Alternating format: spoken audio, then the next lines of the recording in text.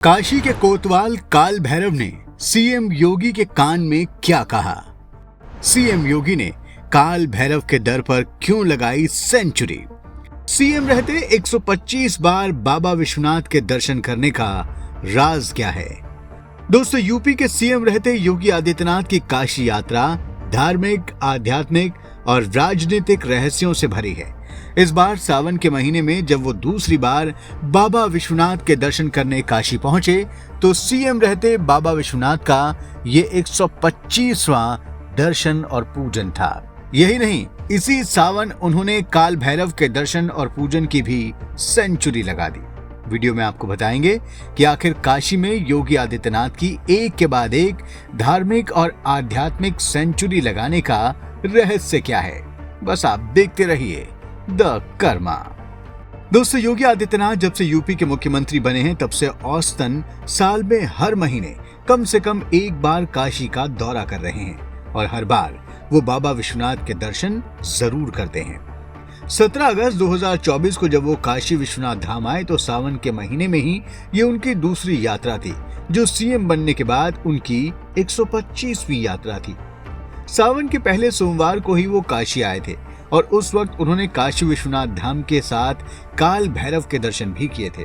दोस्तों, कहा जाता है कि बाबा विश्वनाथ के दर्शन तब तक पूर्ण नहीं होते जब तक काशी के कोतवाल काल भैरव बाबा के दर्शन न किए जाएं।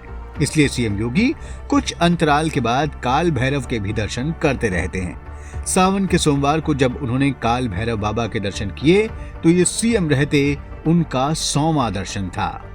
दोस्तों, कहा जाता है कि सीएम योगी आदित्यनाथ जब भी काल भैरव के दर्शन करने आते हैं तो काल भैरव बाबा उनके कान में कुछ निर्देश जरूर देते हैं।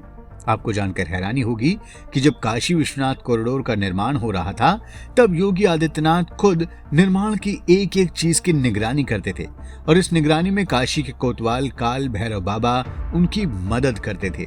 ये भी कहा जाता है कि सीएम योगी को साल में औसतन हर महीने बाबा विश्वनाथ के दर्शन की प्रेरणा भी काल भैरव बाबा से ही मिली है।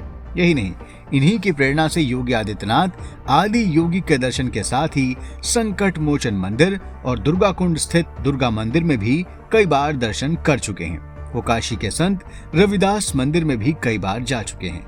दोस्तों, सीएम योगी आदित्यनाथ के कार्यकाल में ही विश्वनाथ धाम का कायापलट हुआ। श्री काशी विश्वनाथ धाम में मिलने वाली सुविधाओं और सुगम दर्शन से वहां लगातार श्रद्धालुओं की संख्या बढ़ती जा रही है। मुख्यमंत्री योगी आदित्यनाथ को बाबा विश्वनाथ धाम में पूजा कराने वाले पुजारी ने बताया कि मुख्यमंत्री की बाबा में निष्ठा बहुत प्रबल है और उनके अंदर अंतर्मन से बाबा से जुड़ने का भाव दिखता है।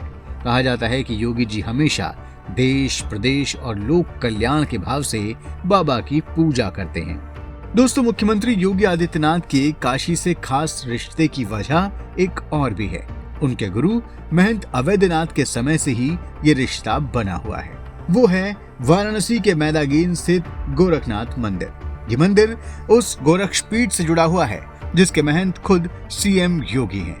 दोस्तों, योगी आदित्यनाथ 2017 में उत्तर प्रदेश के मुख्यमंत्री बने थे।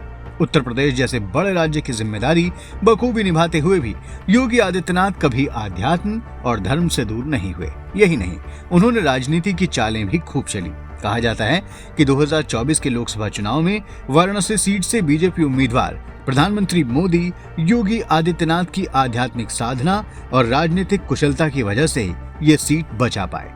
आरोप तो यहाँ तक लगाया जाता है कि मोदी को हराने के लिए इंडी गठबंधन के कुछ नेताओं ने विदेशी ताकतों का साथ लिया और बीजेपी के अंदर के लोगों को भी मैनेज कर भीतर घात कराया और बड़े गोपनीय तरीके से मोदी को हराने का प्लान बनाया। लेकिन जैसे ही इसकी भनक योगी आदित्यनाथ को लगी, उन्होंने मतदान से 2 दिन पहले ही वाराणसी में डेरा डाल दिया।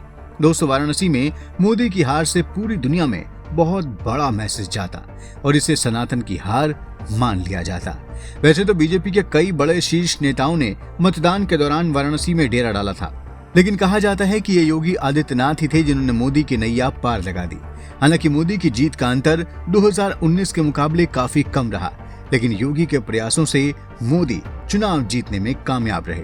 गाजीपुर की सीट जीतने वाले समाजवादी पार्टी के सांसद अफजाल अंसारी ने तो यहाँ तक कह दिया कि योगी आदित्यनाथ अकेले ऐसे व्यक्ति थे जिनकी वजह से यूपी में भारतीय जनता पार्टी 33 सीटें बचा पाई। कहा जाता है कि योगी आदित्यनाथ का लगातार बाबा विश्वनाथ और काल भैरव के दर पर आना, यहाँ पूजा करना और आध्यात्मिक साधना करने के तप का उन्हें फायदा मिला। इस धार्मिक और आध्यात्मिक साधना से ही योगी में वो राजनीतिक कुशलता आई जिसकी वजह से काशी में विपक्ष अपने मंसूबों में कामयाब नहीं हो पाया। दोस्तों, योगी आदित्यनाथ के धार्मिक आध्यात्मिक तप और उनकी राजनीतिक कुशलता को लेकर आप क्या सोचते हैं? कमेंट बॉक्स में जरूर बताइए। इस वीडियो को लाइक और शेयर कीजिए, चैनल को सब्सक्राइब कीजिए और नोटिफिकेशन के लिए बेल आइकन दबाना भी बिल्कुल ना भूलें। धन्यवाद।